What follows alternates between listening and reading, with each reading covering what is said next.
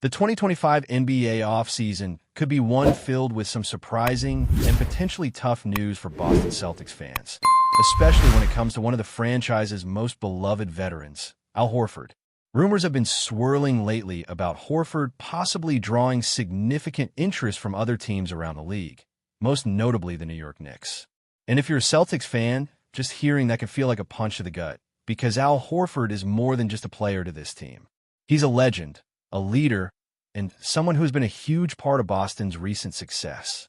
The thought of him potentially leaving for a direct rival, especially the Knicks, a team with whom the Celtics have one of the most intense and historic rivalries in the NBA, is enough to send shockwaves through the fan base.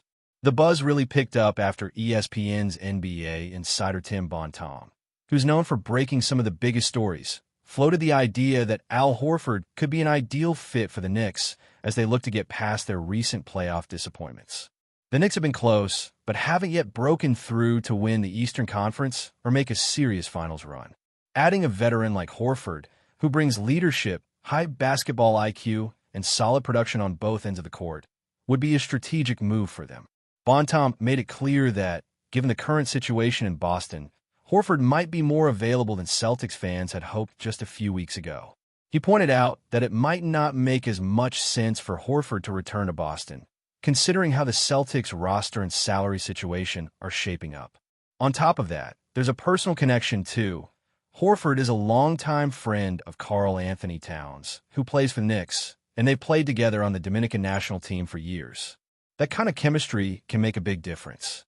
But if you ask Celtics fans about the idea of Horford donning a Knicks jersey, many would say it makes them want to throw up. It's not just about losing a player. It's about losing a franchise icon to a bitter rival.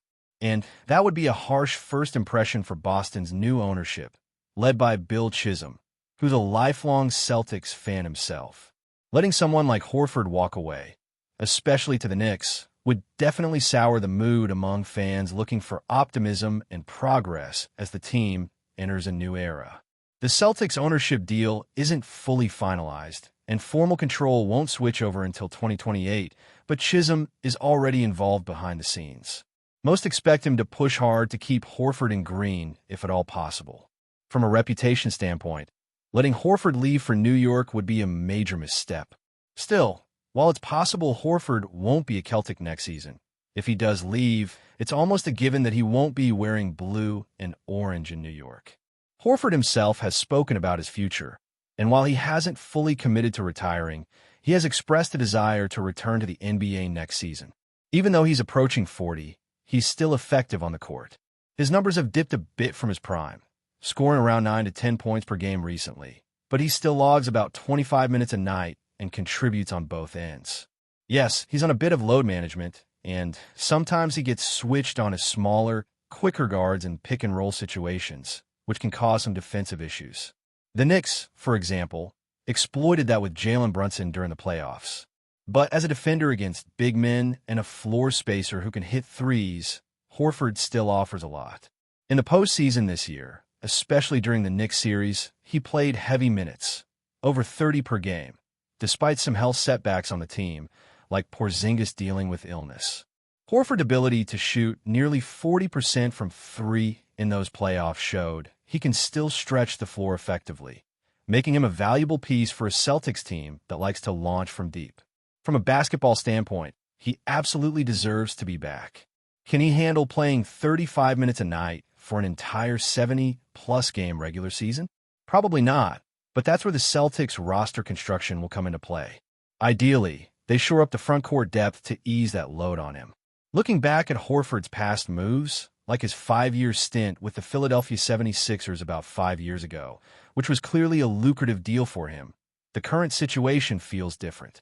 That move to Philly netted him over $100 million, a payday any player would jump at. But now, with Horford entering the twilight of his career, it's unlikely he'll get a contract anywhere near that value. Realistically, the max he could hope for would be somewhere around $10 million a year, if that. So if he's going to leave Boston, it wouldn't be for a massive payday elsewhere. More likely, he'll weigh things like team fit, winning potential, and legacy, especially since he's a Celtics legend who many want to see retire with the team. The financial reality for the Celtics is that Horford would probably have to take a pay cut to return next season. The team is already pushing the salary cap, and re-signing him at his current $9.5 million salary might be a stretch without making other moves. That's why the Celtics are also eyeing another frontcourt free agent, Luke Kornet, who's younger and showed some promise during the playoffs. It's possible Boston can re-sign both Horford and Kornet if they clear enough space, aiming to keep the core intact without breaking the bank. If forced to choose between the two, Celtics fans will likely have strong opinions.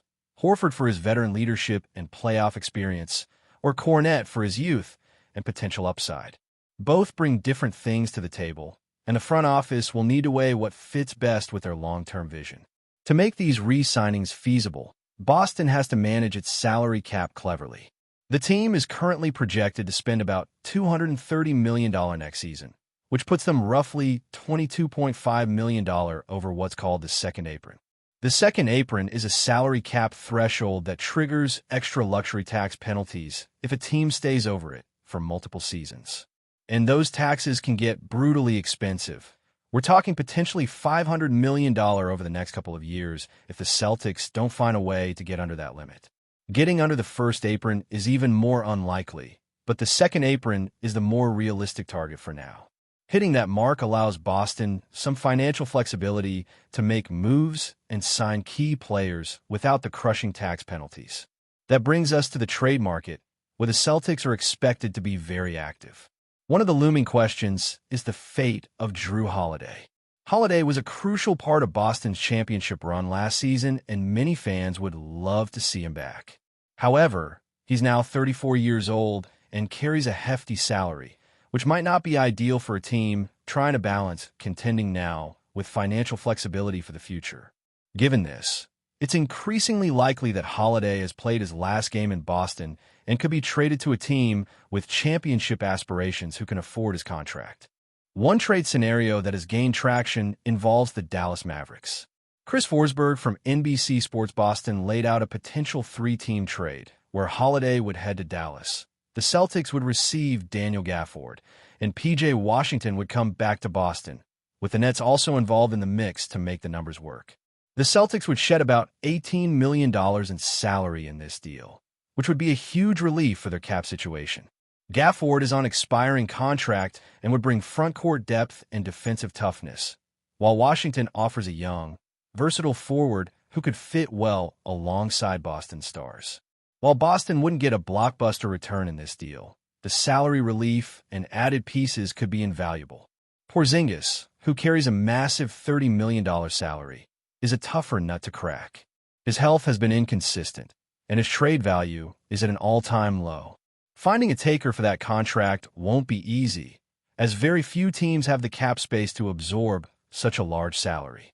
Brooklyn and Detroit might be possibilities, but the list is short. If Boston can't move PORZINGIS, they might instead focus on trading Sam Hauser, who carries about a $10 million salary, but whose extension is about to kick in. Hauser is a solid wing player, but dealing him away could help Boston get under the second apron. Plus, they might get some draft compensation back in the process, which would help with future roster building. It's a tough decision because Hauser has been a reliable contributor, but the financial realities might force the Celtics to make some sacrifices. After these moves, Forsberg projects Boston to be around $22 million under the second apron, a healthy buffer that would give them flexibility to re-sign Horford and Kornet, potentially for a combined $10 million. That kind of financial breathing room would be huge and could set the stage for Boston to remain a contender in the East. There's also a more complex three-team trade scenario, again involving Dallas and Brooklyn, that could see Boston shed $25 million in salary while receiving valuable players like Gafford and Washington back, plus a couple of draft picks and multiple trade exceptions. This deal, while complicated, could reshape the Celtics' roster and finances significantly. It would mean giving up PORZINGIS, but gaining young talent and financial flexibility, a trade-off that many analysts believe Boston needs to make to stay competitive without getting buried under the luxury tax. If you imagine a starting lineup next season featuring Peyton Pritchard, Derek White, Jaylen Brown, P.J. Washington, and Daniel Gafford, Boston would have a solid mix of youth, shooting, defense, and versatility. That group could absolutely compete for the Eastern Conference Finals and possibly the NBA Finals, especially with Jason Tatum returning from injury. Boston fans might not love giving up a player like PORZINGIS, but sometimes tough moves are necessary to build a sustainable contender. The key will be how well the front office navigates these financial and roster challenges. The ownership change coming in a few years adds another layer of complexity, as the new leadership will want to see the team both win now and maintain a strong foundation for the future. For Horford, all of this means uncertainty. Will he stay in Boston and accept a smaller role and salary? Or will he take a chance with another team like the Knicks, chasing one last shot at glory?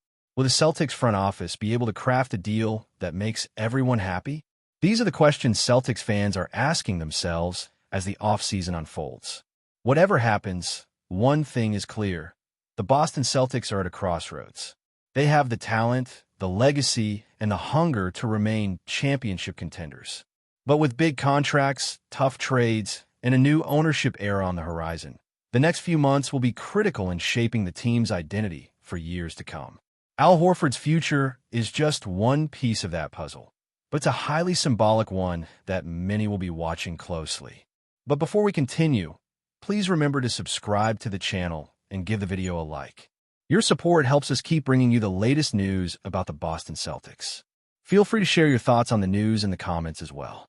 In a stunning development that has sent shockwaves through the NBA community, rumors are swirling that the Boston Celtics may be on the verge of executing a blockbuster trade involving two of their current stars in exchange for Kristaps Porzingis. While nothing has been officially confirmed beyond some cryptic statement from team insiders, multiple league sources have hinted at the possibility of this dramatic roster shakeup. According to whispers circulating around league circles, the Celtics front office has been engaged in advanced discussions aimed at bringing Porzingis to Boston. The Latvian big man, known for his unique combination of size, shooting, and shot-blocking ability, would add a new dimension to the Celtics frontcourt. However, the potential cost has raised eyebrows, as it reportedly involves parting ways with not just one, but two of their established stars. While the names of the players allegedly involved in the trade have not been officially disclosed, speculation is rampant. Some insiders suggest that the Celtics might be considering moving on from players who have been instrumental in their recent playoff runs, in an effort to reshape the roster around a new core that includes Porzingis.